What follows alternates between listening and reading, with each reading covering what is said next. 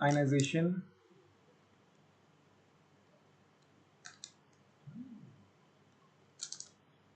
Energy, कुछ idea ionization energy क्या होती है?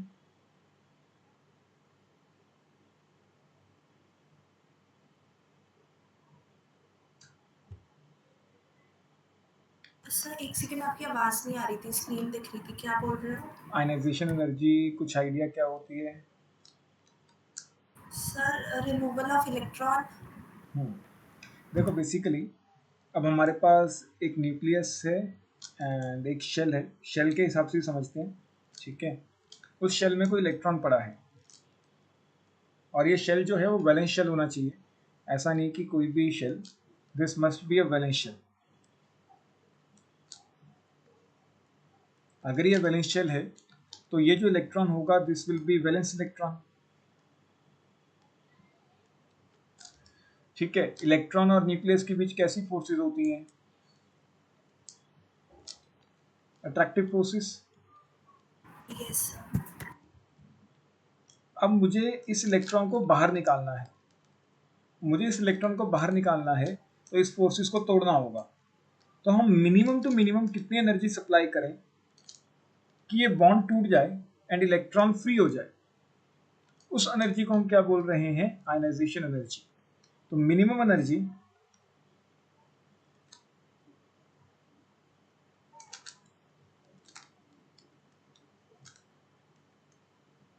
required to remove an electron from valence shell, कहाँ से बाहर निकालना है? वैलेंस शेल से बाहर निकालना है, of isolated gaseous neutral atom. यहाँ पे ये डेफिनेशन प्रॉपर है, मतलब अभी तक हमने जितनी भी आयनाइजेशन एनर्जी की डेफिनेशन लिखी थी वो प्रॉपर नहीं थी, ये डेफिनेशन प्रॉपर है कि minimum energy required to remove electron from valence shell of isolated gaseous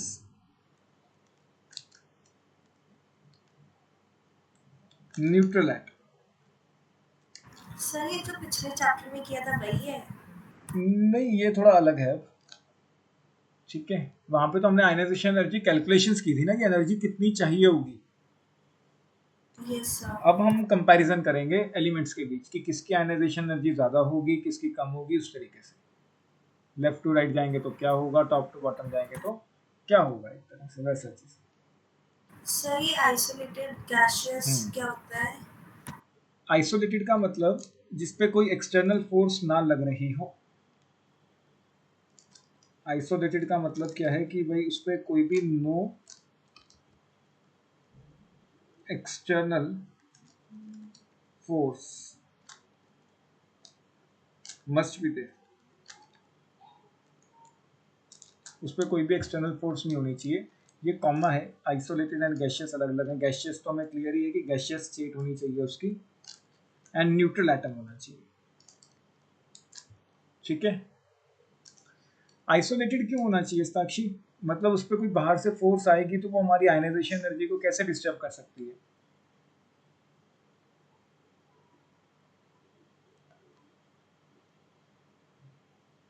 sir वो ज्यादा एनर्जी लगा देगी जो हो सकता है। रिक्वायर्ड। अब देखो दो तरीके से हो सकता है जो एक्सटर्नल फोर्स है वो हमारी इलेक्ट्रॉन को बाहर निकाल रही है, तो जो हम एनर्जी देंगे प्लस जो एक्सटर्नल फोर्स काम कर रही है वो दोनों अकाउंट करेंगे इलेक्ट्रॉन के रिमूवल के लिए। अकेली ये एनर्जी नहीं करेगी, मतलब हमारी जो एनर्जी आएगी वो कम आएगी। क्यों? क्योंकि कुछ हेल्प हमारी एक्सटर्नल फोर्स भी कर रही होगी। या फिर ये हो सकता है कि एक्सटर्नल फोर्स इलेक्ट्रॉन को निकालने से रोक रही हो, तब हमें ज़्यादा एनर्जी देनी पड़ेगी। तो हमारी एग्जैक्ट एनर्जी कभी भी नहीं आएगी अगर हम एक्सटर्नल फोर्स लगाएंगे कोई ना कोई, ठीक है। इसीलिए हमने रखा है कि जो एटम है वो कैसा होना चाहिए? आइसोलेटेड होना चाहिए। क्लियर? ताकि एग्जैक्ट यस। एनर्जी हम निकाल पाए कि बस इसी फोर्स को तोड़ना है, इस फोर्स को तोड़ने के लिए कितनी एनर्जी लगेगी, वो एग्जैक्ट एनर्जी निकालने के लिए एटम आइसोलेटेड होना चाहिए। दूसरी चीज वो गैशियस होना चाहिए। कहने का मतलब ये है कि मान लो हम सोडियम में से, सोडियम जनरली सॉलिड स्टेट में एग्जिस्ट करता है, मान लो इसमें से मैं एक इलेक्ट्रॉन बाहर निकाल लेता हूँ, तो यहाँ पे जो एनर्जी लगेगी that will not be equal to ionization energy. क्यों?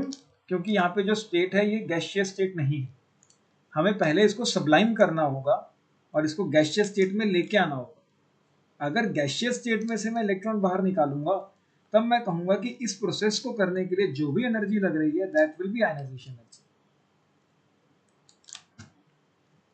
क्लियर? सर ये दोबारा समझाना। जब भी इलेक्ट्रॉन को बाहर निकालना है, चाहे वो सॉलिड स्टेट से बाहर निकालना है चाहे वो गैसियस स्टेट से बाहर निकालना है, तो एनर्जी तो देनी पड़ेगी। ठीक है, तो इस दोनों ही रिएक्शंस को कैरी आउट करने के लिए, चाहे वो रिएक्शन नंबर 1 है चाहे वो रिएक्शन नंबर 2 है, हमें कोई ना कोई एनर्जी सप्लाई करनी पड़ेगी। ये point clear? Yes. First process में जो एनर्जी लगेगी उसको हम आयनाइजेशन एनर्जी नहीं बोल सकते। क्यों? क्योंकि ये जो स्पीशी है ये सॉलिड स्टेट में है। आयनाइजेशन एनर्जी सिर्फ और सिर्फ गैसियस स्पीशीज के लिए डिफाइंड रहेगी। इस प्रोसेस में जो एनर्जी लगेगी उसको हम आयनाइजेशन बोलेंगे। क्यों? क्योंकि ये जो स्पीशी है ये किस में है? गैसियस स्टेट में है। क्लियर? Yes sir. यस। मतलब गैसियस स्टेट होना जरूरी है, अदरवाइज वो आयनाइजेशन एनर्जी के बराबर नहीं आएगी। करो, इसे नोट करो। आयन न्यूट्रल एटम होना चाहिए, वो तो क्लियर ही है कि चार्ज उसका इनिशियली कोई चार्ज नहीं होना चाहिए उस पर, इट मस्ट बी न्यूट्रल।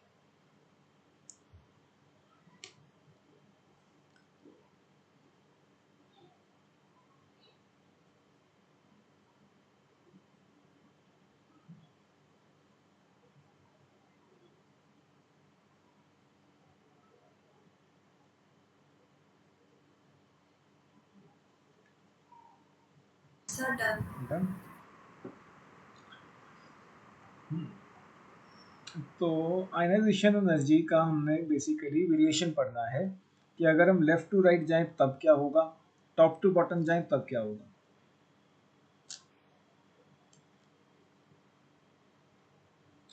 देखो लास्ट क्लास में हमने ये पढ़ा था कि अगर हम लेफ्ट टू राइट जाते हैं तो इफेक्टिव न्यूक्लियर चार्ज हमारा बढ़ता है। इफेक्टिव न्यूक्लियर चार्ज एक तरह की अट्रैक्टिव फोर्स ही थी। अगर अट्रैक्टिव फोर्सेस बढ़ रही हैं तो आयनाइजेशन एनर्जी भी क्या होगी? इंक्रीज। कोई डाउट? No sir. वेयरएज अगर हम टॉप टू बॉटम जाते हैं तो हमने कहा था इफेक्टिव न्यूक्लियर चार्ज कम हो रहा है। इफेक्टिव न्यूक्लियर चार्ज मतलब एक तरह की अट्रैक्टिव फोर्स अगेन। अगर अट्रैक्टिव फोर्सेस कम हो रही हैं, अट्रैक्टिव फोर्सेस किसके बीच? न्यूक्लियस एंड वैलेंस इलेक्ट्रॉन के बीच। ठीक है, बेसिकली ये क्या है? Attractive force between nucleus and valence electron. अगर अट्रैक्टिव फोर्सेस कम हो रही हैं तो जो वैलेंस शेल में इलेक्ट्रॉन पड़ा है उसको कम एनर्जी देके बाहर निकाला जा सकता है। तो आयनाइजेशन एनर्जी क्या हो रही है? एक तरह से कम हो रही है।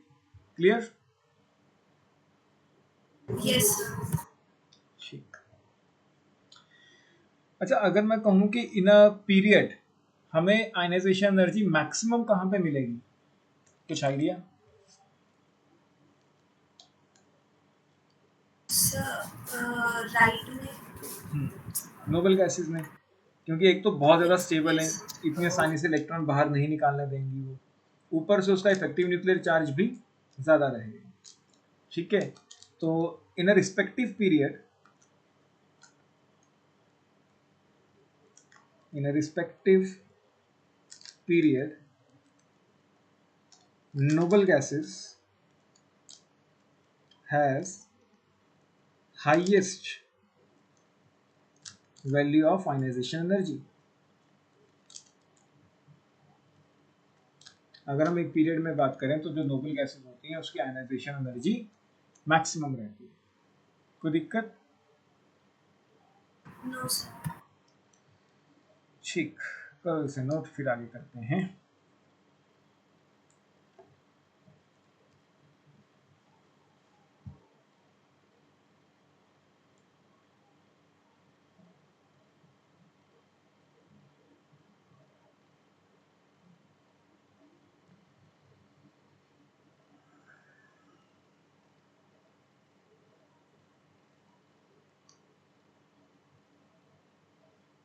Sir done.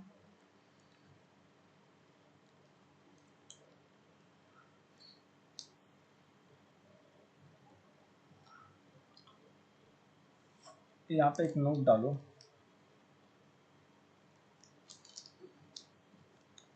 Ionization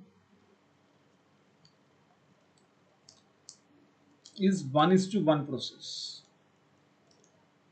is 1:1 process. जो आयनाइजेशन है वो 1:1 प्रोसेस है। कहने का मतलब क्या है, that is only one electron can be removed at a time, can be removed in a single step.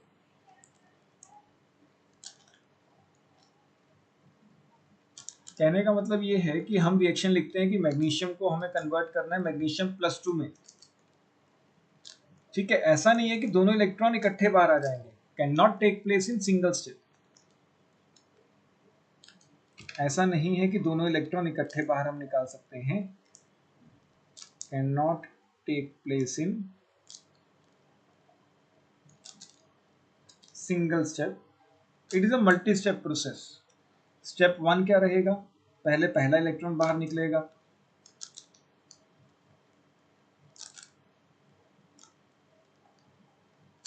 फिर +1 में से दूसरा इलेक्ट्रॉन बाहर निकलेगा। तो एक एक करके इलेक्ट्रॉन बाहर निकलेंगे, ऐसा नहीं है कि एकदम से दोनों इलेक्ट्रॉन बाहर आ जाएंगे।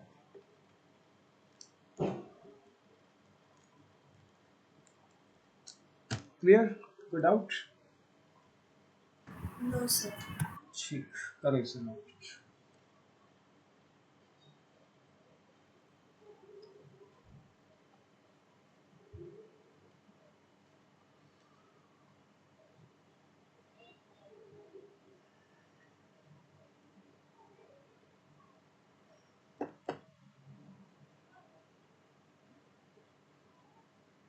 Sir done. अब देखो, अगर हम न्यूट्रल स्टेट से एटम इलेक्ट्रॉन को बाहर निकालते हैं, if we remove electron from a neutral atom,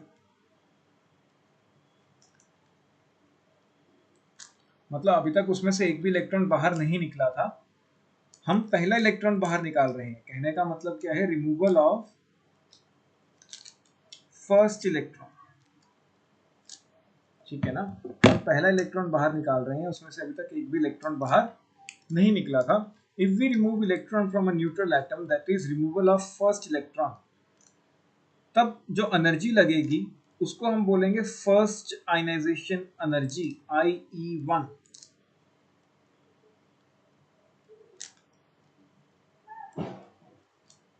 first ionization energy.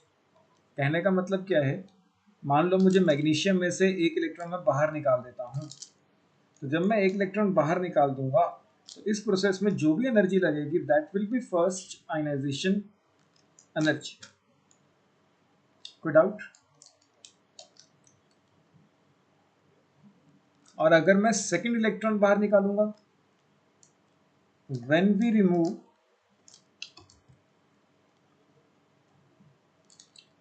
second electron from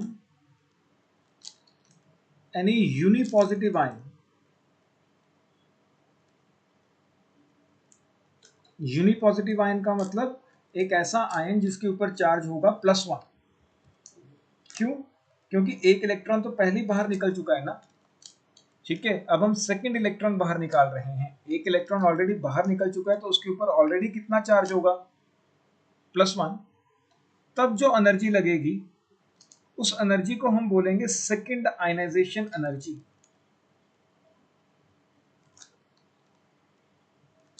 second ionization energy.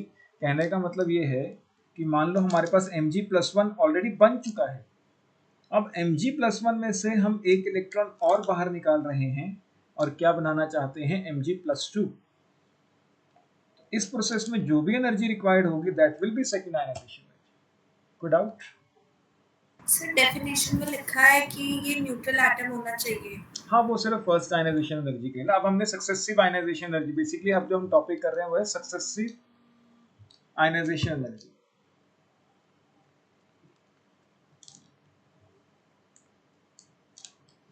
अगर हम सिंपल आयनाइजेशन एनर्जी की बात करें तो वो न्यूट्रल एटम होना चाहिए, मतलब पहला इलेक्ट्रॉन जो हम निकालते हैं वो आयनाइजेशन एनर्जी है। अब सक्सेसिव आयनाइजेशन एनर्जी क्या है कि पहला निकाल चुके हैं, फिर दूसरा निकालेंगे, फिर तीसरा निकालेंगे, इस तरीके से। कोई डाउट? No sir. ठीक है, करो इसे, नोट करो।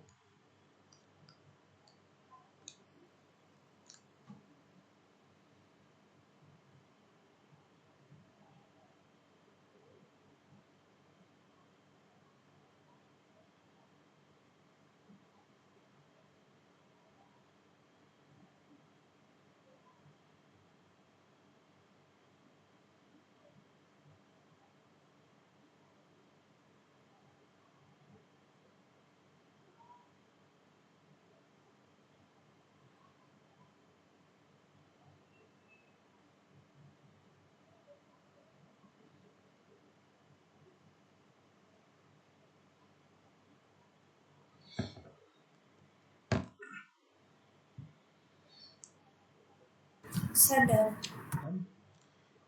ठीक, अब जैसे मान लो हमारे पास एल्यूमिनियम है, एल्यूमिनियम में से मुझे एल्यूमिनियम आयन बनाना है +3, तो इसमें से 3 इलेक्ट्रॉन बाहर निकालने पड़ेंगे। तो ये तीनों इलेक्ट्रॉन इकट्ठे तो बाहर नहीं निकलेंगे, पहले हमें यूनिपॉजिटिव आयन बनाना होगा, 1 इलेक्ट्रॉन। ये पहला इलेक्ट्रॉन बाहर निकला है तो इसको हम बोलेंगे फर्स्ट आयनाइजेशन एनर्जी। फिर +1 में से एक और इलेक्ट्रॉन बाहर निकाल देंगे तो उसको हम बोलेंगे सेकेंड आयनाइजेशन एनर्जी। फिर +2 में से एक और इलेक्ट्रॉन बाहर निकाल देंगे और +3 बन जाएगा। जब थर्ड इलेक्ट्रॉन बाहर निकलेगा उसको हम बोलेंगे थर्ड आयनाइजेशन एनर्जी। कोई डाउट? No sir. साक्षी एक बात बताओ, ये जो आयनाइजेशन एनर्जी है, सक्सेसिव आयनाइजेशन एनर्जी, अगर मैं इनके बीच कंपेयर करने लगूं, मतलब कोई भी एलिमेंट हो, assuming any random element x, तो अगर मुझे कंपैरिजन करना है between first ionization energy, second ionization energy, third ionization energy, so on up till nth ionization energy, तो इनके बीच क्या होगा कि आयनाइजेशन एनर्जी कम ज़्यादा होती रहेगी या बढ़ती रहेगी as we remove the electron? क्या लगता है? या डिपेंड करेगी एटम टू एटम? सर अगर सेम एटम है तो इक्वल नहीं रहेगी, क्योंकि एक टाइम पे एक ही होता है। मतलब अगर हम यहाँ पे देखें तो तुम्हारे according ionization energy, first ionization energy of aluminium is equal to second ionization energy of helium and is equal to third ionization energy of aluminium, तीनों बराबर यस है। सर। नहीं बच्चे, नहीं नहीं नहीं नहीं नहीं, चलो देखो, हमें ये तो पता है कि ionization energy is directly proportional to effective nuclear charge, क्योंकि इफेक्टिव न्यूक्लियर चार्ज एक तरह की अट्रैक्टिव फोर्स ही तो है। ठीक है, इफेक्टिव न्यूक्लियर चार्ज एक तरह की क्या है? Attractive force. तो हम ये कह सकते हैं कि ionization energy is directly proportional to effective nuclear charge. जितना ज्यादा इफेक्टिव न्यूक्लियर चार्ज होगा उतनी ज्यादा अट्रैक्टिव फोर्सेस लगेंगी, उतना ही मुश्किल होता जाएगा इलेक्ट्रॉन को बाहर निकालना। कोई डाउट? एंड ज्यादा एनर्जी देनी पड़ेगी। दोबारा सुनो साक्षी, जितना ज्यादा इफेक्टिव न्यूक्लियर चार्ज होगा एक तरह से उतनी ही ज्यादा अट्रैक्टिव फोर्सेस होंगी between the electron and the nucleus, yes and sir. उतनी ही ज्यादा एनर्जी देनी पड़ेगी उस इलेक्ट्रॉन को बाहर निकालने के लिए, मतलब आयनाइजेशन एनर्जी ज्यादा होती जाएगी। ठीक, एंड जो हमारा इफेक्टिव न्यूक्लियर चार्ज है ये हमने लास्ट क्लास में किया था, किसके बराबर होता है? Z minus sigma. Yes sir. ठीक है, अगर हम आयंस की बात करें तो हमने कहा था कि जो Z है, यहीं पे लिख लेते हैं थोड़ा सा, हमने कहा था कि जो Z है this is directly proportional to atomic number. Yes sir. And हमने ये भी कहा था कि जो सिग्मा है this is directly proportional to number of electrons. अगर एटम सेम है हमारा, क्योंकि हम first ionization energy, second ionization energy, third ionization energy, ये बात ही तब कर सकते हैं जब एटम सेम हो, कि एक ही एटम में से एक एक करके इलेक्ट्रॉन बाहर निकालते जा रहे हैं। ठीक है, तो मतलब एटम तो सेम है। अगर एटम सेम है तो एटॉमिक नंबर तो कभी चेंज नहीं होगा। इसका एटॉमिक नंबर हमेशा 13 रहेगा, चाहे +1 चार्ज है, चाहे +2 चार्ज है, चाहे +3 चार्ज है। अगर एटॉमिक नंबर सेम है तो इसकी z वैल्यू तो क्या रहेगी? सेम रहेगी। तो इसका मतलब सब कुछ डिपेंड करने वाला है सिग्मा पे। तो बताओ, जैसे जैसे हम इलेक्ट्रॉन बाहर निकालते जाएंगे, अगर मैं फर्स्ट आयनाइजेशन एनर्जी की बात करूं तो एल्यूमिनियम के अंदर कितने इलेक्ट्रॉन थे? 13 इलेक्ट्रॉन। Yes sir. अब एल्यूमिनियम +1 में कितने इलेक्ट्रॉन रह गए? 12। और एल्यूमिनियम +2 में? 11। तो जैसे जैसे हम इलेक्ट्रॉन बाहर निकालते जा रहे हैं, as we remove electron, sigma value क्या होती जाएगी? कम। डिक्रीज। ठीक है, अगर सिग्मा वैल्यू कम होगी तो z इफेक्टिव पे क्या फर्क पड़ेगा? इंक्रीज। इंक्रीज, क्योंकि ये तो माइनस सिग्मा है ना। तो अगर ये वैल्यू कम होती जाएगी तो ये वैल्यू बढ़ती जाएगी। तो कहने का मतलब क्या है कि अगर हम इफेक्टिव न्यूक्लियर चार्ज देखें, एल्यूमिनियम में सबसे कम होगा, एल्यूमिनियम +1 में और ज़्यादा हो जाएगा, एल्यूमिनियम +2 में और ज़्यादा हो जाएगा। क्लियर? Yes sir. तो आयनाइजेशन एनर्जी फर्स्ट, मतलब एल्यूमिनियम में से इलेक्ट्रॉन बाहर निकालना सबसे आसान होगा एज कंपेयर टू एल्यूमिनियम +1 में से इलेक्ट्रॉन बाहर निकालना, और सबसे मुश्किल होने वाला है एल्यूमिनियम +2 में से इलेक्ट्रॉन बाहर निकालना। मतलब जैसे जैसे इलेक्ट्रॉन बाहर निकलते जाएंगे, अट्रैक्टिव फोर्सेस बढ़ती जाएंगी, अट्रैक्टिव फोर्सेस बढ़ती जाएंगी तो इलेक्ट्रॉन को बाहर निकालना और मुश्किल होता जाएगा। क्लियर? Yes sir. ठीक, करो इसे नोट। तो कहने का मतलब ये है कि successive ionization energies, successive ionization energy always keep on increasing। जैसे जैसे इलेक्ट्रॉन बाहर निकालते जाओगे आयनाइजेशन एनर्जीज बढ़ती जाएंगी।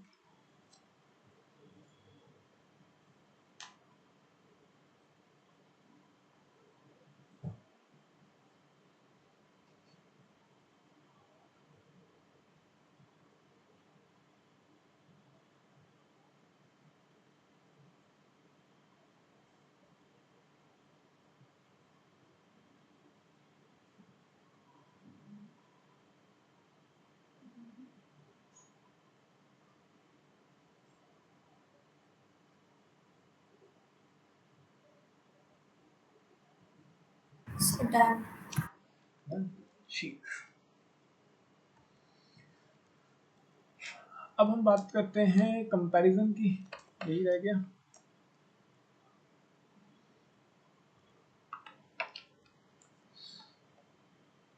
अच्छा, ये फैक्टर्स अफेक्टिंग दी आयनाइजेशन, अच्छा आयनाइजेशन एनर्जी को हम आयनाइजेशन पोटेंशियल भी बोलते हैं।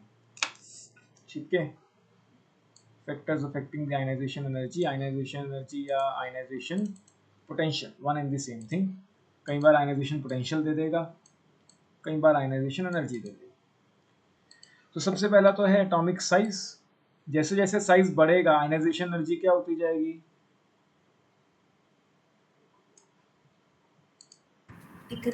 डिक्रीज। ठीक है, तो ये लिखना है तो अदरवाइज, क्योंकि जैसे जैसे साइज बढ़ेगा तो अट्रैक्टिव फोर्सेस कम होती जाएंगी। When the size of an atom is very large, the electron of the outermost orbit will be bound by the nucleus by weaker attractive forces। या सिंपल ये लिखो कि जैसे जैसे साइज बढ़ेगा attractive forces on the valence electron decreases and electron can be easily removed। Therefore, ionization potential decreases. Clear? Yes, sir. इसके बाद हमारा इफेक्टिव न्यूक्लियर चार्ज, ये तो हमने देख ही लिया है। जैसे जैसे इफेक्टिव न्यूक्लियर चार्ज बढ़ेगा, एंड इफेक्टिव न्यूक्लियर चार्ज बढ़ने से क्या होगा, अट्रैक्टिव फोर्सेस बढ़ेंगी, valence electron will be strongly bound to the nucleus, and उसको बाहर निकालना उतना ही मुश्किल होता जाएगा। तो as atomic size decreases with the increase in effective nuclear charge, ये साइज से रिलेट कर रहा है, तुम डायरेक्टली लिख सकते हो as effective nuclear charge increases,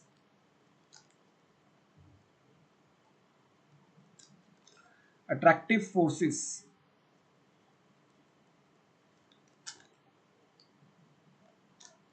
between nucleus and valence electron increases। जैसे जैसे इफेक्टिव न्यूक्लियर चार्ज बढ़ेगा वैसे वैसे अट्रैक्टिव फोर्सेस बढ़ेंगी, hence it will be difficult to remove electron.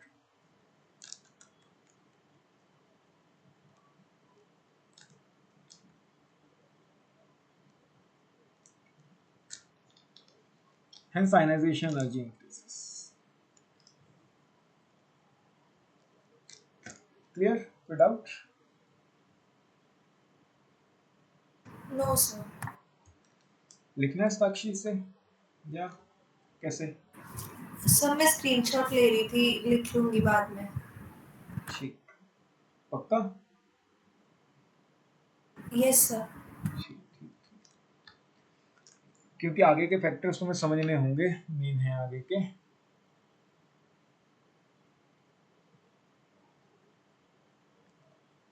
Shielding effect भी मैं ही लिखवाता हूँ।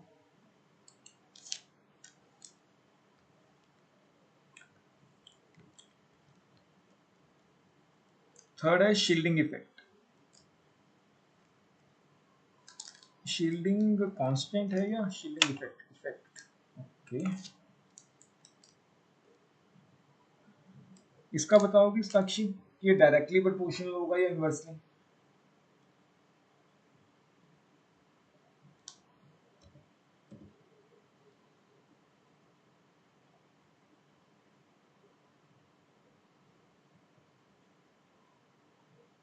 शील्डिंग ज्यादा होने से आयनाइजेशन एनर्जी ज्यादा होगी या कम होगी?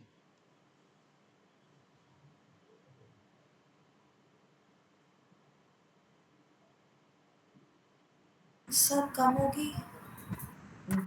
देखो, शील्डिंग क्या था, शील्डिंग यही था ना कि हमारे पास एक न्यूक्लियस है, यहाँ पे कुछ इलेक्ट्रॉन्स हैं, assuming these to be the valence electrons, ठीक है।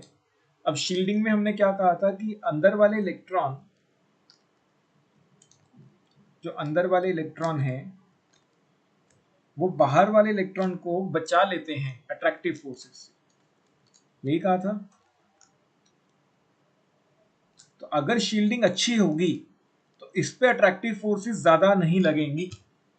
आ रहा है समझ साक्षी? Yes sir. ठीक है, अगर शील्डिंग अच्छी है तो इस पे जो अट्रैक्टिव फोर्सेस है वो बहुत कम हो जाए। तो better is the shielding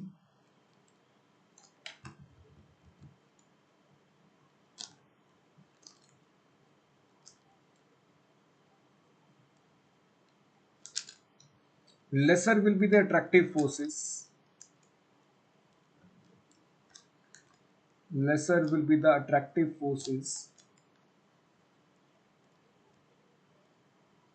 experienced by valence electron। ठीक है, तो जो वैलेंस इलेक्ट्रॉन है वो लेस अट्रैक्टिव फोर्सेस एक्सपीरियंस करेगा, hence it will be easier, hence it can be easily removed.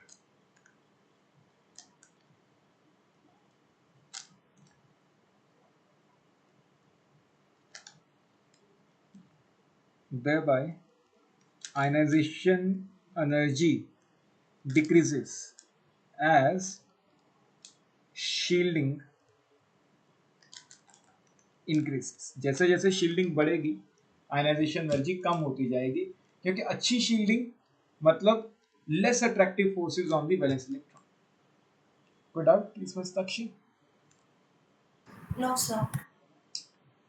इसे लिखना है, लिखते चलो, ऐसे तो बहुत सारे इकट्ठा हो जाएगा, लिखने में या नहीं? यस, यस सर, ये तो लिख रही हूँ। वो बस जो व्हाइट वाला था वो स्क्रीनशॉट लिया। ठीक ठीक ठीक, लिखो इसे।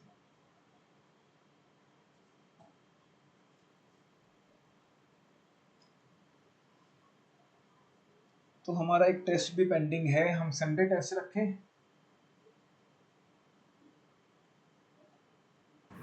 Okay sir. संडे को सब्जेक्टिव कम ऑब्जेक्टिव दोनों रहेंगे। मैं तुम्हें क्वेश्चन पेपर मेल करूंगा साक्षी, टाइम मुझे बता देना कि किस टाइम पे शुरू करना है टेस्ट, उस टाइम पे तुम्हें क्वेश्चन पेपर मेल हो जाएगा। पहले से मुझे बता देना ना एक टाइम, एंड उस टाइम लिमिट के अकॉर्डिंग तुम 10-15 मिनट एक्स्ट्रा ले लेना स्कैन करने के लिए। तो मुझे आंसर शीट्स को स्कैन करके मुझे वापस सेंड कर देना। सर एटॉमिक स्ट्रक्चर का जितना ले लिया था वो भी आएगा? हाँ, कंप्लीट रखते हैं, एक सीबीएसई एंड एक प्रॉपर ऑब्जेक्टिव जेई पैटर्न पे। ओके सर, आंसर डन, लिख लिया। लिख लिया? ठीक ठीक ठीक, अगला फैक्टर देखते हैं। शील्डिंग का तो हो गया। हाँ, इससे पहले हम पेनिट्रेशन इफेक्ट करते हैं, फिर हम स्टेबिलिटी ऑफ कॉन्फ़िगरेशन देखेंगे। तो अगला फैक्टर पेनिट्रेशन इफेक्ट।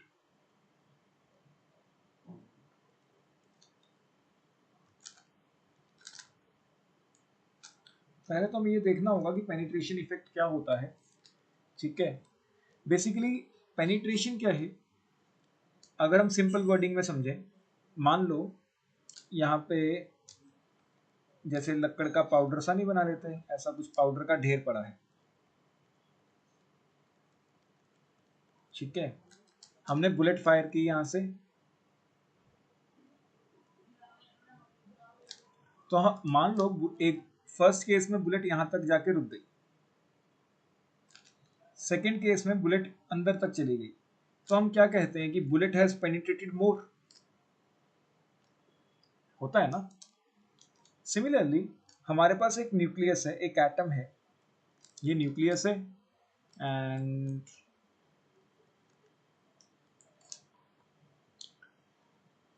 ये कोई वैलेंस शेल है। तो अब हम शेल्स के टर्म्स में देखते हैं कि पेनिट्रेशन क्या होता है। बेसिकली पेनिट्रेशन क्या है, ability of any subshell to lie close to the nucleus. Penetration क्या है, ability of subshell to lie close to the nucleus.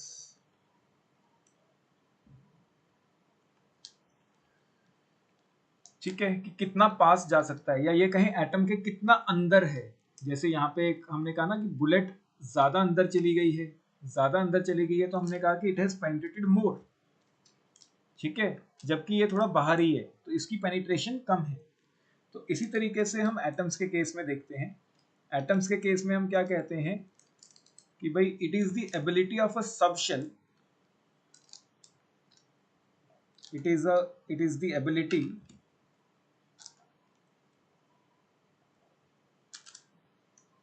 of subshell to lie close to the nucleus.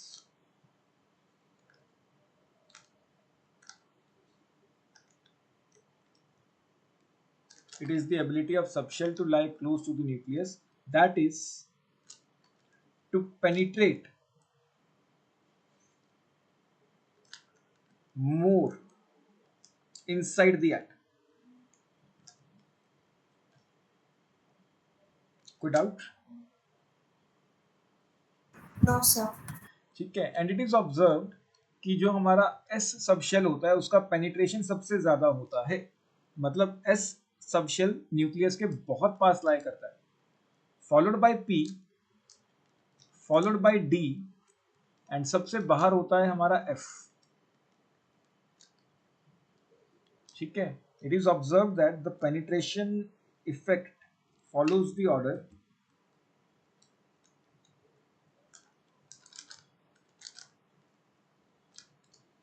S का penetration बहुत ज्यादा, P, D and F।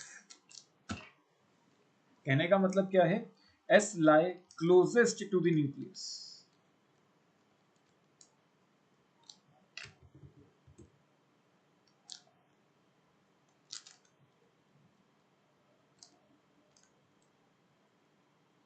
S बहुत पास लाई करता है और F उतना ही दूर लाई करता है। कोई डाउट? No sir. साक्षी, इसको आयनाइजेशन एनर्जी से कैसे लिंक कर सकते हैं, कुछ idea?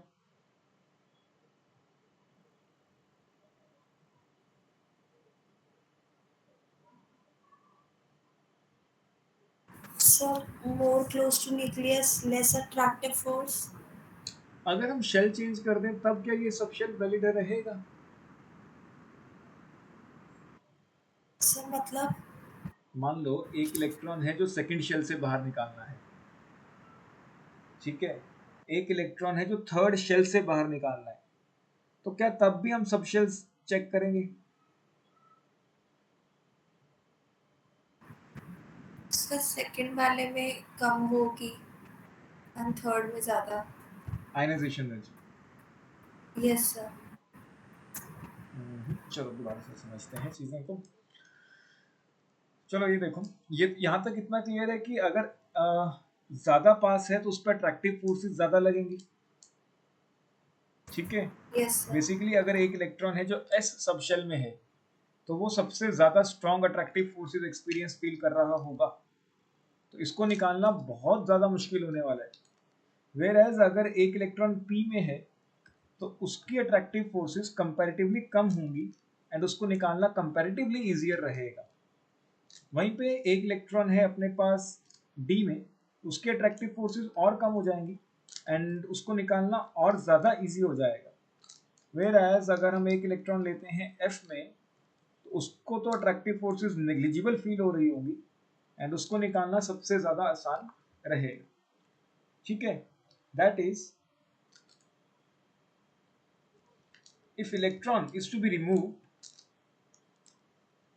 if electron is to be removed from S subshell, ionization energy will be maximum.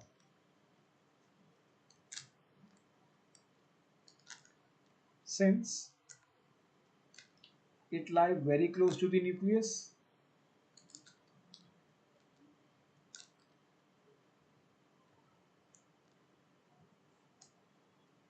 hence experiences maximum attractive forces. Without no sir. तो आयनाइजेशन एनर्जी का हमारा जो ऑर्डर रहेगा, S में सबसे ज्यादा आयनाइजेशन एनर्जी, फिर P, फिर D, फिर F, provided shell number must be same.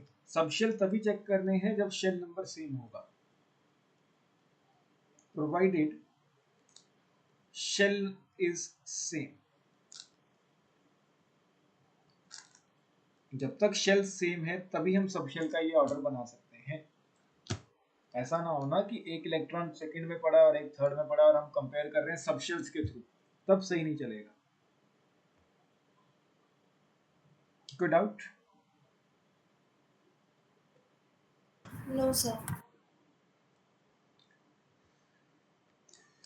ठीक ठीक ठीक ठीक, यहाँ तक लिख लिया साक्षी?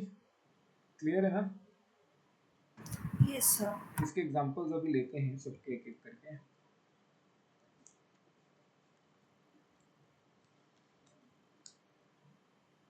लास्ट है स्टेबिलिटी ऑफ इलेक्ट्रॉनिक कॉन्फ़िगरेशन, अगला फैक्टर है बेसिकली लास्ट फैक्टर,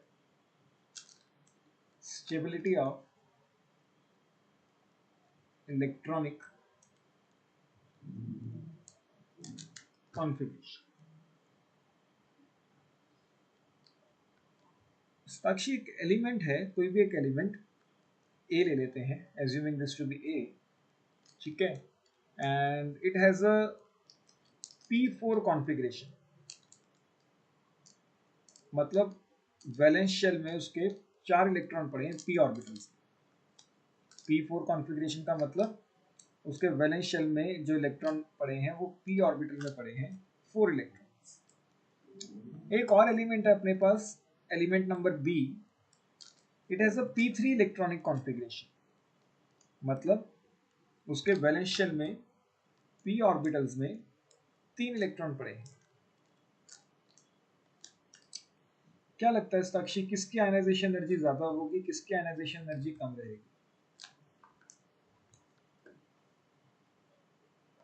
क्या इलेक्ट्रॉनिक कॉन्फ़िगरेशन किसी तरीके से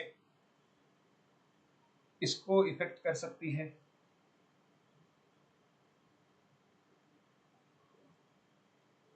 सर एक ज़्यादा स्टेबल है और दूसरा नहीं है, लेस स्टेबल है। तो ज्यादा स्टेबल वाले की आयनाइजेशन एनर्जी ज्यादा होगी, क्या ऐसा कहें? Yes sir. हाँ बिल्कुल, ठीक है। तो ये जो इलेक्ट्रॉनिक कॉन्फ़िगरेशन है, this is half filled electronic configuration.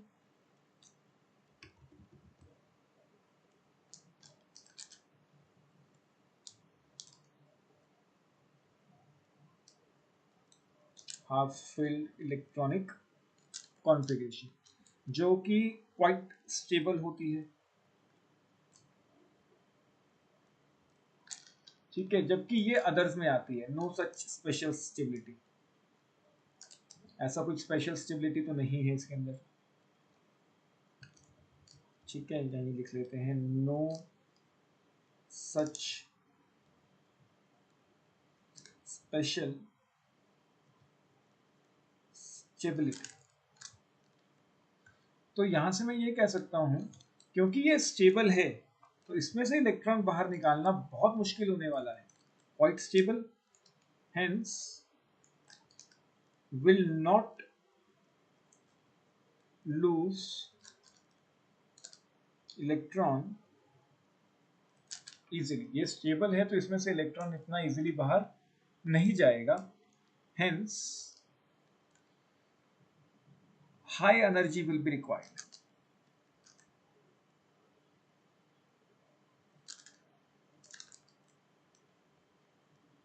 High energy will be required. कोई डाउट? No sir. मतलब अपने आप तो इलेक्ट्रॉन बाहर नहीं जाने वाला इतनी आसानी से, हमें इलेक्ट्रॉन को बाहर निकालना होगा by supplying a very high amount of energy.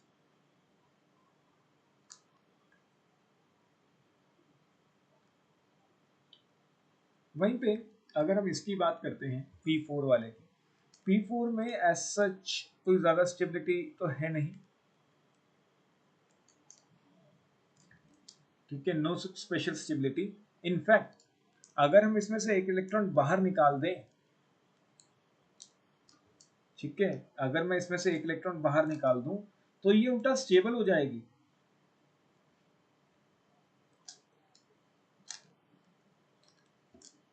ठीक है ना।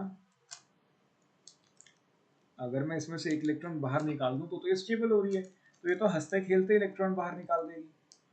क्यों? क्योंकि इलेक्ट्रॉन रिमूवल से इसकी स्टेबिलिटी बढ़ रही है। क्लियर या नहीं?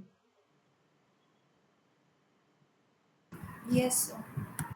तो हम यहाँ पे ये कह सकते हैं कि more stable is the configuration,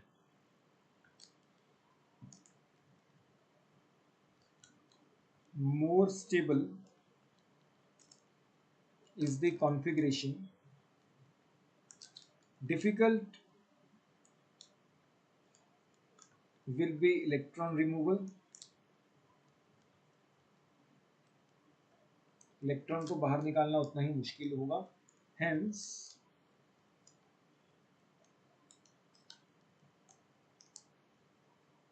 more will be ionization energy। Clear?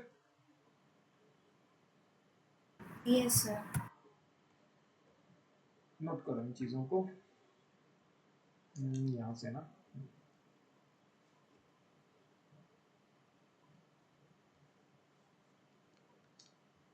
यहाँ पे ये लिख लेना, since product is becoming more stable,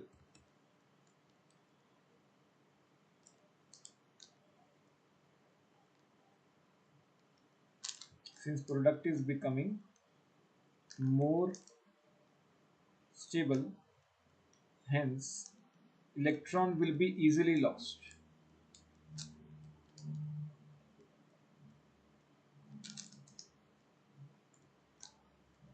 That is low ionization energy.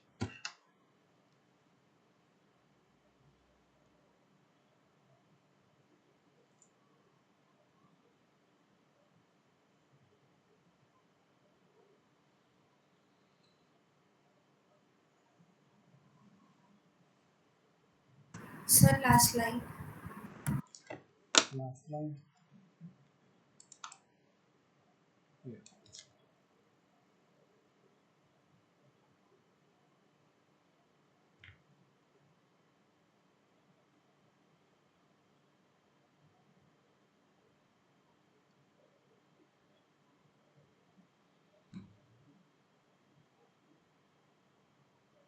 Sir, done. Done?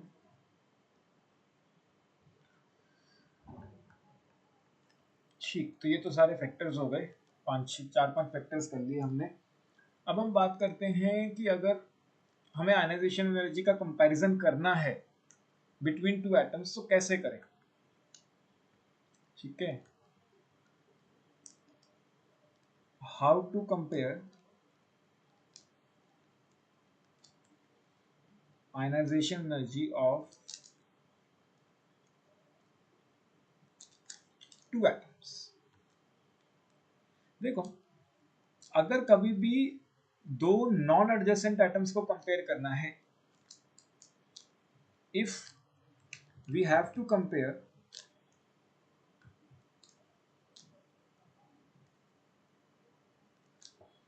ionization energy of two non-adjacent atoms। Non adjacent का मतलब समझती हो ना साक्षी, मतलब साथ साथ वाले नहीं होंगे।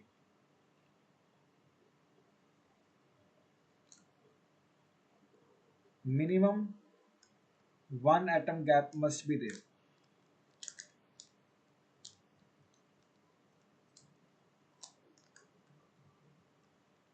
कहने का मतलब क्या है, हम सोडियम मैग्नीशियम की बात नहीं कर सकते क्योंकि वो तो एडजेसेंट है ना। एक का एटॉमिक नंबर 11 है, एक का एटॉमिक नंबर क्या है 12, एडजेसेंट है।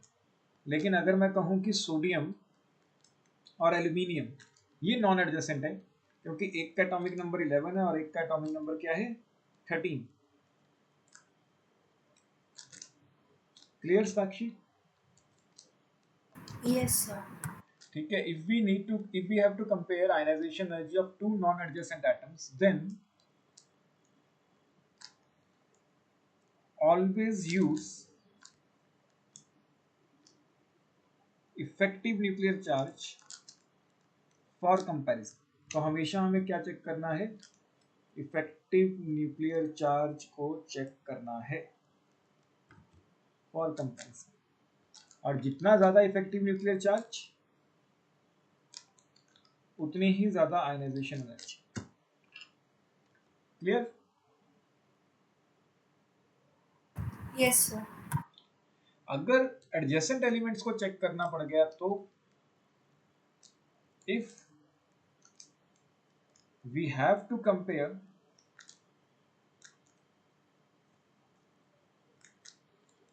टू एडजेसेंट एलिमेंट्स, पड़ोसी पड़ोसी को कंपेयर करना पड़ गया तो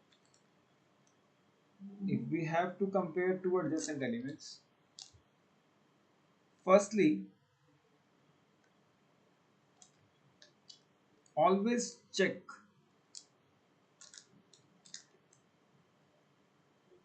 electronic configuration.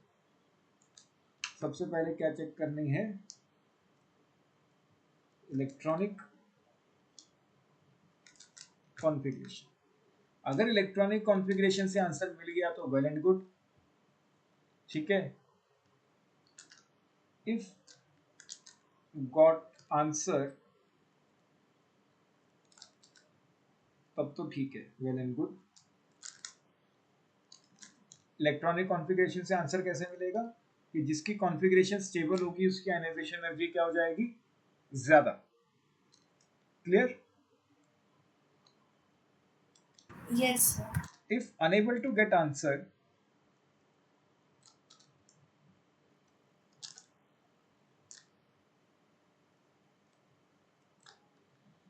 Check effective nuclear charge. अगर तुम्हारा इलेक्ट्रॉनिक कॉन्फ़िगरेशन से आंसर नहीं आता है तब इफेक्टिव न्यूक्लियर चार्ज चेक करना है, otherwise effective nuclear charge cheque करने की जरूरत नहीं है। मतलब अगर एडजेसेंट एलिमेंट्स हैं तो मेरी प्रायोरिटी रहेगी कि मेरा इलेक्ट्रॉनिक कॉन्फ़िगरेशन चेक करके आंसर निकाल पाऊं। अगर उससे नहीं निकल पाएगा तब मैं इफेक्टिव न्यूक्लियर चार्ज को चेक करूंगा, कंसीडर करूंगा। क्लियर? Yes sir. करो इसे नोट, फिर इसके ऊपर कुछ क्वेश्चंस करते हैं।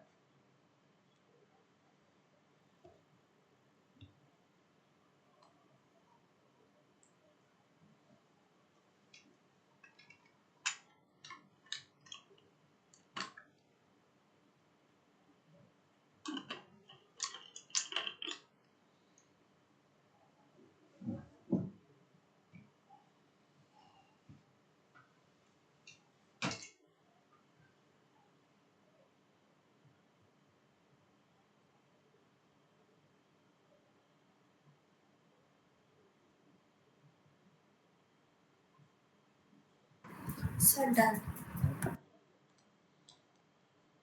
अच्छा, एक चीज और रह गई। अगर तुम्हें कभी भी आइसो इलेक्ट्रॉनिक स्पीशीज में कंपेयर करना पड़े, for comparing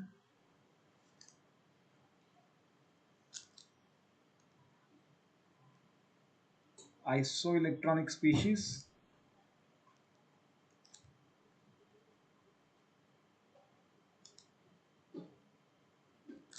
check effective nuclear charge. और कोई रास्ता ही नहीं है, क्योंकि आइसो इलेक्ट्रॉनिक है तो उसकी कॉन्फ़िगरेशन तो सेम होगी। कॉन्फ़िगरेशन अगर सेम होगी तो हमें क्या चेक करना पड़ेगा, effective nuclear charge.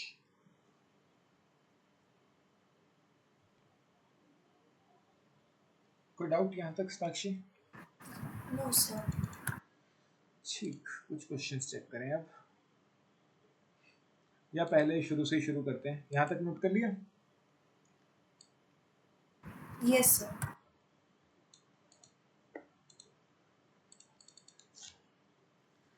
Hydrogen helium किसकी आयनाइजेशन एनर्जी ज्यादा होगी?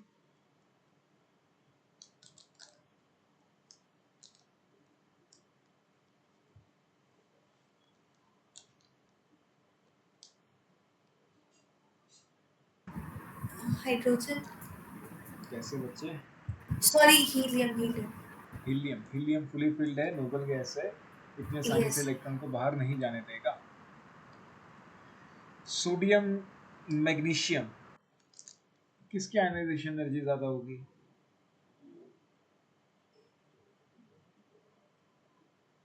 देखो, दोनों एडजेसेंट हैं।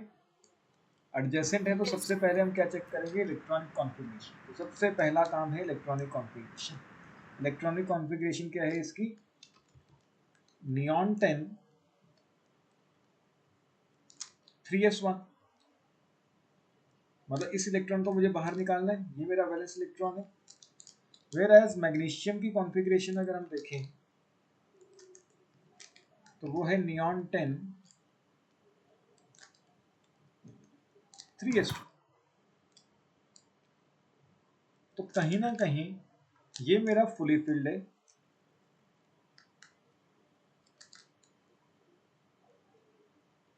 वैसे इसको प्योरली फुली फिल्ड नहीं कहा जा सकता क्योंकि डीजेनरेट ऑर्बिटल नहीं है, लेकिन कंपैरिजन करने के लिए इट इज फुली फिल्ड।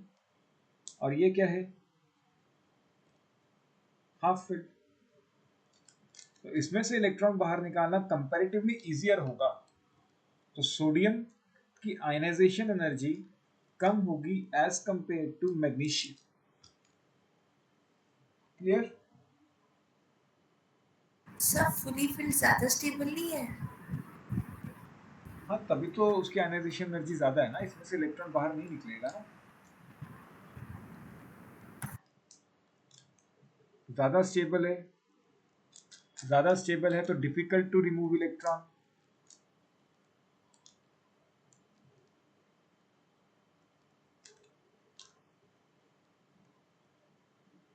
अगर डिफिकल्ट है तो it has high ionization energy. Clear Sakshi? Sir हम ये ऐसे कर सकते हैं कि अगर हमें वो देखना है इफेक्टिव न्यूक्लियर चार्ज, तो पीरियड में वो इंक्रीज होता है, हाँ, तो डायरेक्टली आ नहीं जाएगा, मैग्नीशियम का ज़्यादा है। उससे भी आ जाएगा बिल्कुल। यस। ठीक है, लेकिन उसमें कुछ कहीं कहीं जगहों पे दिक्कत आएगी। ठीक है, अभी मैं बताता हूँ कैसे। ये नोट कर लिया? यहाँ पे तुम्हें वो चीज चेक कर सकते थे कि चलो इलेक्ट्रॉनिक कॉन्फ़िगरेशन में कोई ज्यादा स्टेबिलिटी हमें नहीं दिख रही, हाफ फील्ड फुली फील्ड अगर हम ऐसा नहीं बोलना चाहते, तब यहाँ पे हम कह सकते थे कि चलो ठीक है, लेफ्ट टू राइट जाके अपना इफेक्टिव न्यूक्लियर चार्ज तो बढ़ ही रहा है, तो मैग्नीशियम का इफेक्टिव न्यूक्लियर चार्ज ज्यादा होगा, अट्रैक्टिव फोर्सेस ज्यादा होंगी, तो इलेक्ट्रॉन बाहर निकालने के लिए ज्यादा एनर्जी देनी पड़ेगी। यहाँ पे दोनों फैक्टर्स एक ही डायरेक्शन में जा रहे हैं। बेसिकली दोनों ये सिग्निफाई कर रहे हैं कि मैग्नीशियम की आयनाइजेशन एनर्जी क्या है, ज्यादा है। सर फिर हम कहाँ पे वो क्या कहते हैं पीरियड वाला मेथड नहीं यूज कर सकते? बच्चे अब बस तुमने ये चेक करना है कि एडजेसेंट है या नहीं। अगर एडजेसेंट है, जैसे यहाँ पे 11 12, तो इलेक्ट्रॉनिक कॉन्फ़िगरेशन पहले देखनी ही होगी। अगर और डायरेक्टली पीरियड वाला मेथड यूज किया उसमें तो गलत होने के चांसेस काफी ज्यादा हैं। ठीक है, यस सर। अगर नॉन एडजेसेंट है फिर तो सिंपल है, लेफ्ट टू राइट बढ़ती है, टॉप टू बॉटम कम हो जाती है। Yes sir. लिख लिया ये? Yes sir.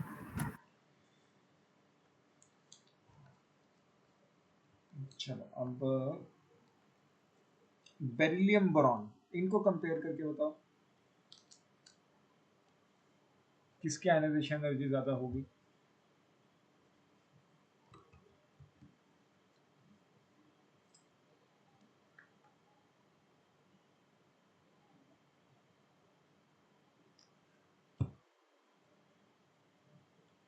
सर एक सेकंड कर रही हूँ। नाम से तो आराम से।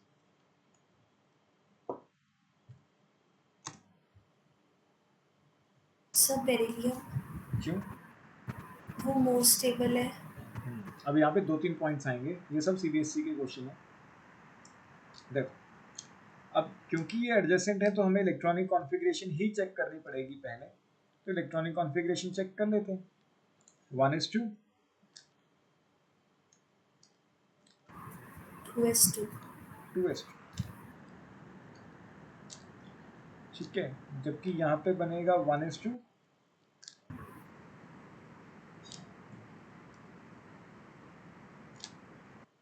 2:2,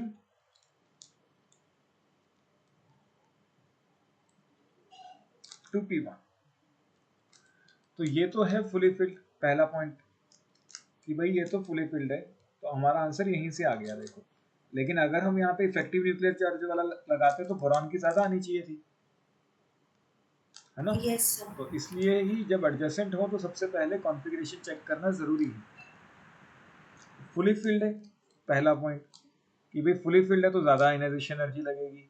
दूसरा पॉइंट, एक और रीजन दे सकती हो कि इसकी आयनाइजेशन एनर्जी ज्यादा है।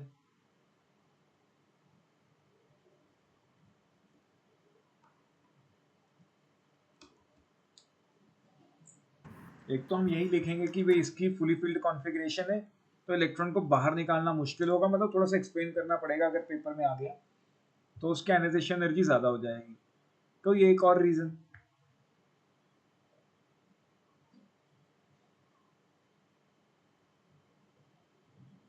No sir. नहीं, देखो दोनों का शेल सेम है, सेकंड शेल से इलेक्ट्रॉन बाहर निकाला जा रहा है, लेकिन इसके सेकंड शेल के कौन से सब शेल से इलेक्ट्रॉन बाहर जा रहा है? एस। इसके कौन से सब शेल से इलेक्ट्रॉन बाहर जा रहे हैं? P. P. S has more penetration,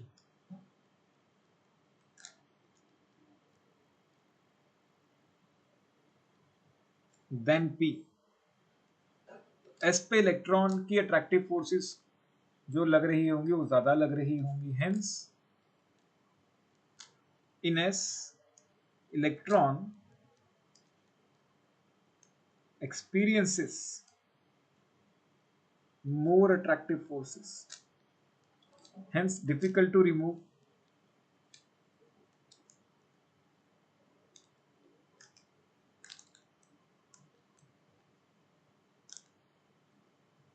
Hence high ionization energy. Clear या नहीं? Yes sir. ठीक है, सिंपल सा है। तो इस तरीके से हम पेनिट्रेशन वाले पॉइंट को यूज कर सकते हैं, क्योंकि हमने पेनिट्रेशन वाला पॉइंट कहीं पे यूज नहीं किया था, तो यहाँ पे यूज होगा ऐसे पॉइंट्स। सर जो फैक्टर्स लिखे हैं वो सारे सीबीएसई है? वो सारे सीबीएसई नहीं है, ऑल फैक्टर्स, कुछ भी पूछ सकते हैं वो उसमें से।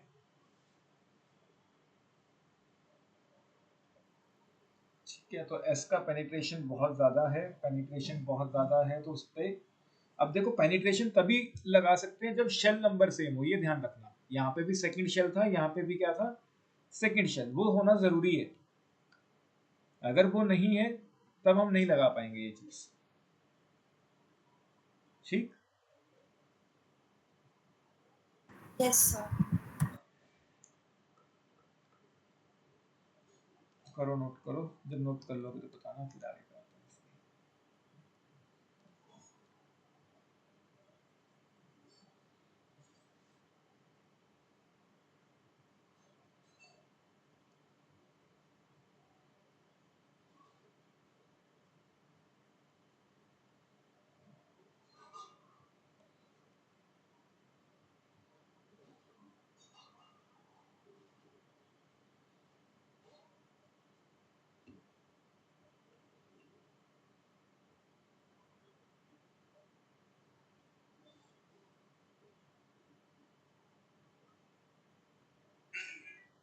Sir done.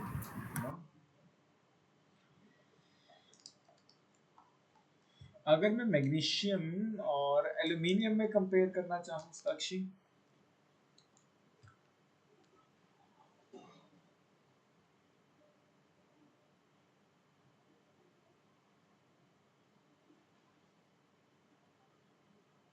तब किसकी आयनाइजेशन एनर्जी ज़्यादा होगी?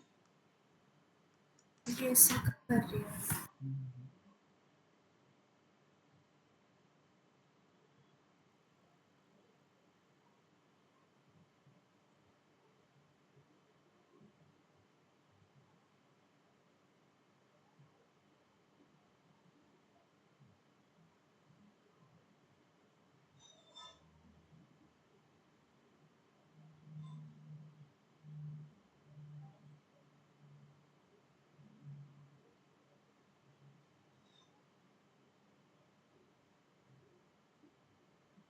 Sir magnesium.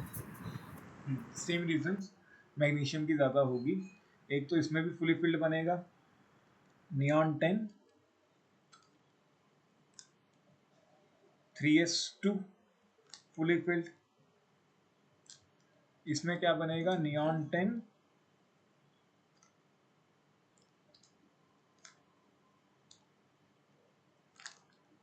1s 2s 2p 3s 3p। Same जैसे ऊपर कंपैरिजन किया, सेम दो पॉइंट्स आएंगे कि एक तो भाई इसमें फुली फिल्ड इलेक्ट्रॉनिक कॉन्फ़िगरेशन है, फुली फिल्ड इलेक्ट्रॉनिक कॉन्फ़िगरेशन है तो इलेक्ट्रॉन बाहर निकालना मुश्किल होगा।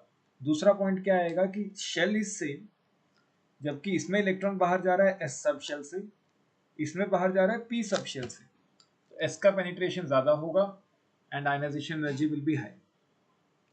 क्लियर? Yes sir. ठीक ठीक ठीक। एंड नाइट्रोजन ऑक्सीजन में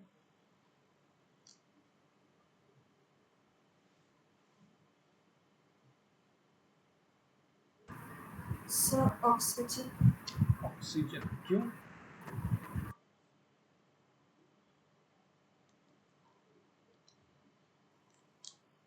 चलो देखो देखो देखो, नाइट्रोजन की configuration 1s2 2s2 2p3। Okay 2p3 थोड़ा सा बना भी लेते हैं। ऑक्सीजन की कॉन्फ़िगरेशन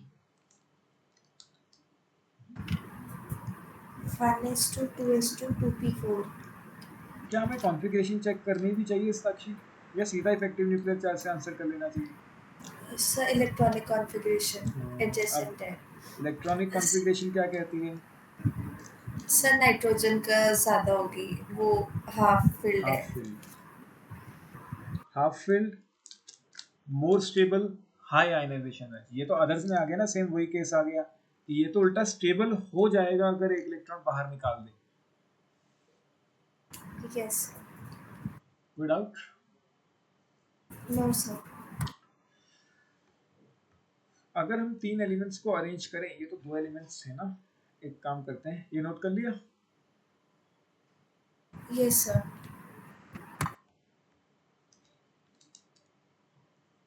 एक काम करो, arrange these elements carbon, nitrogen, oxygen in increasing order of ionization.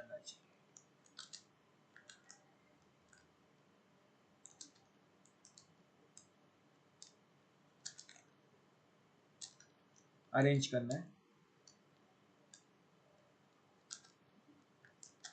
करो।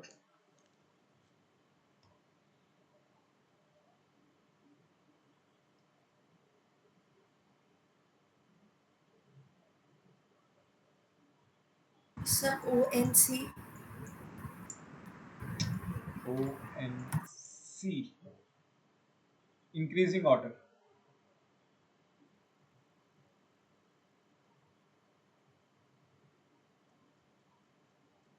सोच लो साक्षी, तुमने जो ऑर्डर बताया वो इंक्रीजिंग है या डिक्रीजिंग?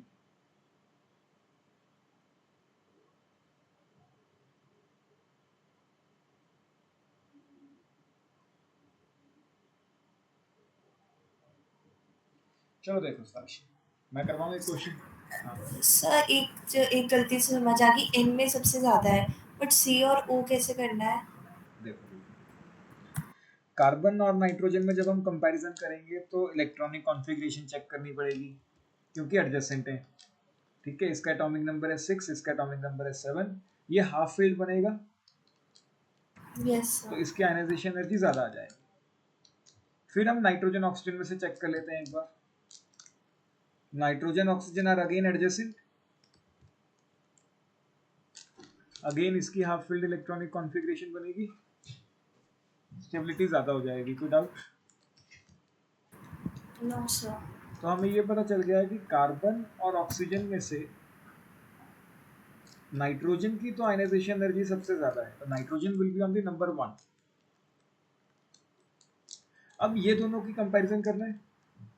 अच्छा इन, सर अभी ये दोनों पीरियड के हिसाब से कर सकते हैं? हाँ बिल्कुल। अब यहाँ पे ये नॉन एडजेसेंट है, इसका एटॉमिक नंबर है 6, इसका एटॉमिक नंबर है 8, तो ये तो नॉन एडजेसेंट है। नॉन एडजेसेंट है तो बस सिंपल लगाओ कि लेफ्ट टू राइट जाते हुए आयनाइजेशन एनर्जी बढ़ती है। NOC। तो नाइट्रोजन की सबसे ज्यादा, फिर ऑक्सीजन की, एंड सबसे कम आयनाइजेशन एनर्जी रहेगी कार्बन। क्लियर? Yes sir. तो पहले हमने एडजेसेंट एडजेसेंट निकाल लिए, वहां से एक निकाल लिया मैक्सिमम वाला, एंड फिर बाकी नॉन एडजेसेंट के हिसाब से कंपेयर कर दिए। क्लियर साक्षी? सर एक सेकंड लिख रही हूँ।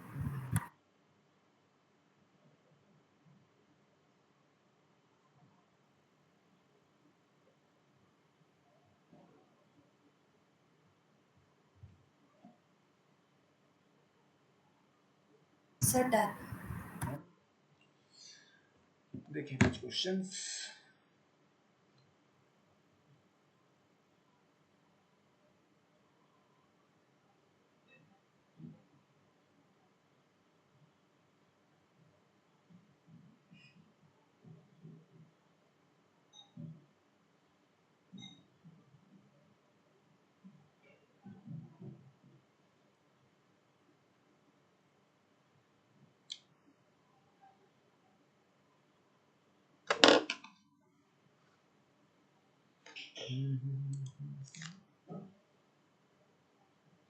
क्वेश्चन था मेरे पास।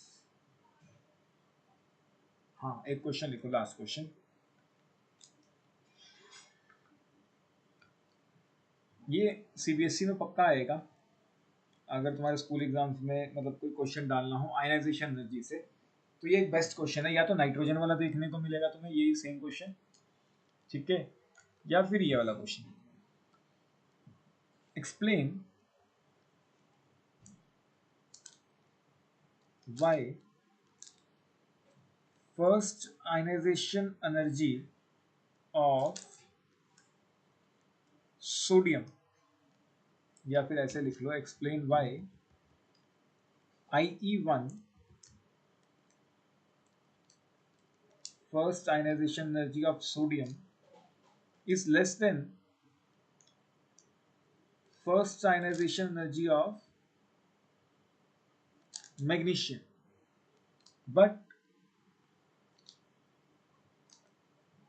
second ionization energy of sodium is more than second ionization energy of magnesium. करोगे ट्राई साक्षी? यस सर, कर रही हूँ।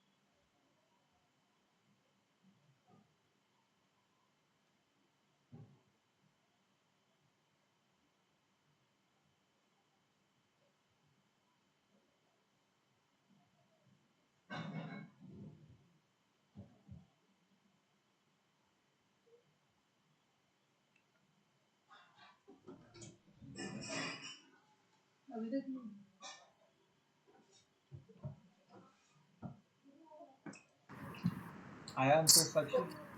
यस सर, ट्राई किया है। बताओ। सर फर्स्ट केस में क्या कहते हैं, Na का एटॉमिक नंबर कम है ओके। एंड Mg का ज़्यादा है। नहीं बच्चे, जब भी तुम्हें फर्स्ट सेकंड ऐसा कुछ कंपेयर करना है, you have to check electronic configurations, okay sir. ठीक है। तो यहाँ से आंसर जो आएगा इलेक्ट्रॉनिक कॉन्फ़िगरेशन के थ्रू ही आना चाहिए। तो सोडियम की अगर हम बात करें, अच्छा मुझे एक बात बताओ, जब मैं फर्स्ट आयनाइजेशन एनर्जी की बात करता हूँ, मतलब नॉर्मल आयनाइजेशन एनर्जी, फर्स्ट मतलब नॉर्मल, तो हम सोडियम की कॉन्फ़िगरेशन चेक करते हैं या सोडियम आयन की कॉन्फ़िगरेशन चेक करते हैं?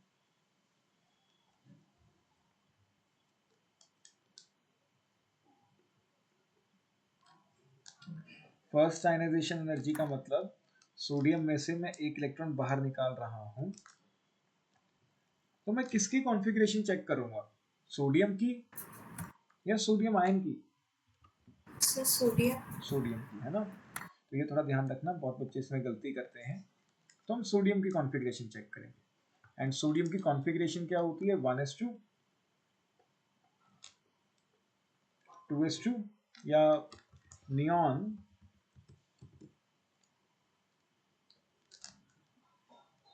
3s1। एंड एज सच कोई बहुत ज़्यादा स्टेबिलिटी नहीं दिख रही है, या ये कहें कोई बहुत ज़्यादा एक्सेप्शनल स्टेबिलिटी नहीं है। वहीं पे अगर मैं बात करूंगा first ionization energy of magnesium, तो मुझे कॉन्फ़िगरेशन किसकी चेक करनी पड़ेगी,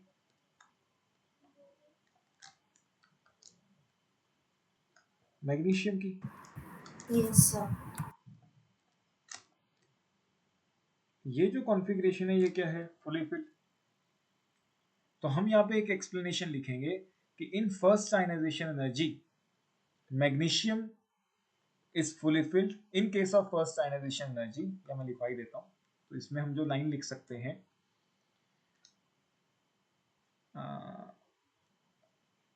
while removing first electron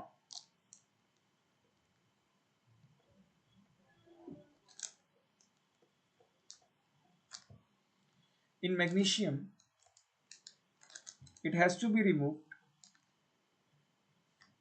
It has to be removed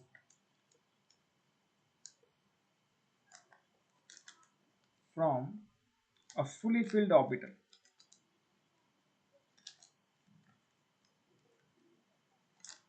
which is quite stable.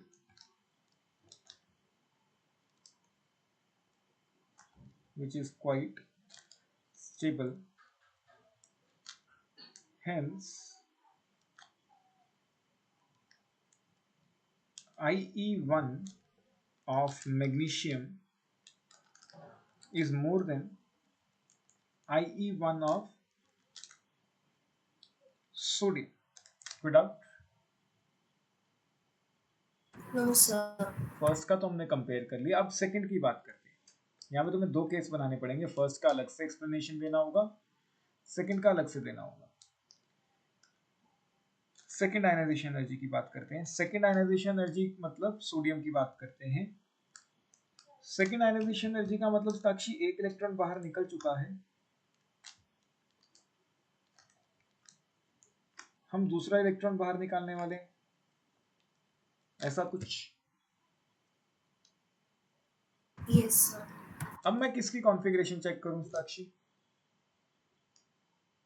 Sir Na+1। Na+1। और Na+1 की कॉन्फ़िगरेशन क्या होती है? Ne। Neon 3s0। Basically electron तो बाहर जा ही चुका है, तो ये तो नोबल गैस कॉन्फ़िगरेशन है ना, यस स्टेबल है, सर। काफ़ी स्टेबल है, तो इसमें से इलेक्ट्रॉन बाहर निकालना बहुत मुश्किल होगा।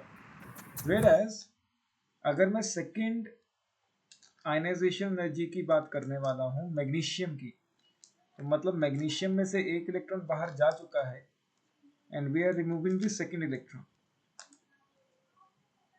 अब मुझे इसकी कॉन्फ़िगरेशन चेक करनी होगी, जो है नियॉन 10 3s1। तो दोनों में से ज्यादा स्टेबल कौन है? ये। Sir sodium. तो अब मैं यहाँ पे लिखूंगा इन case of removal of second electron, in case of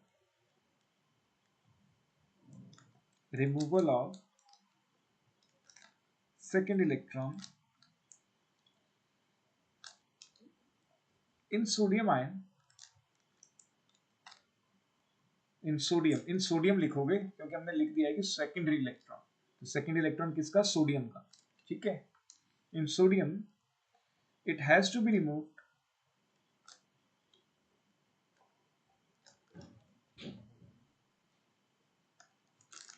from a very stable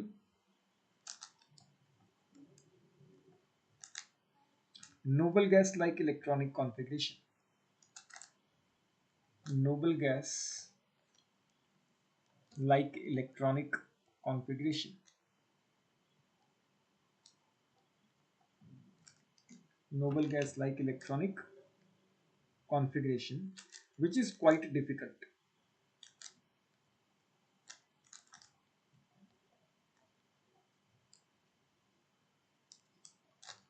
Hence, ionization energy will be high. Product? No sir. Note करो इसे। तो sir last point. Last point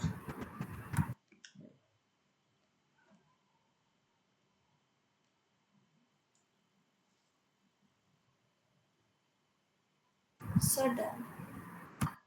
ठीक है साक्षी, फिर आज इतना ही करते हैं। एक बार इसको रिवाइज करो, कोई डाउट्स होंगे तो मुझे बताना, फिर अगली क्लास में देखते हैं। सर ये मॉड्यूल है, इसकी कोई हाँ, क्वेश्चंस मैं कर तुम्हें आज रखी है? फॉरवर्ड करूँगा, आयनाइजेशन एनर्जी का अलग से भेजूँगा, मतलब इसका थ्योरी नहीं होगा क्योंकि थ्योरी मैं ही लिखवाऊँगा, तो मैं न्यूमेरिकल वाले असाइनमेंट्स में देखता हूँ। ठीक है? Okay sir, okay, thank you sir. Welcome.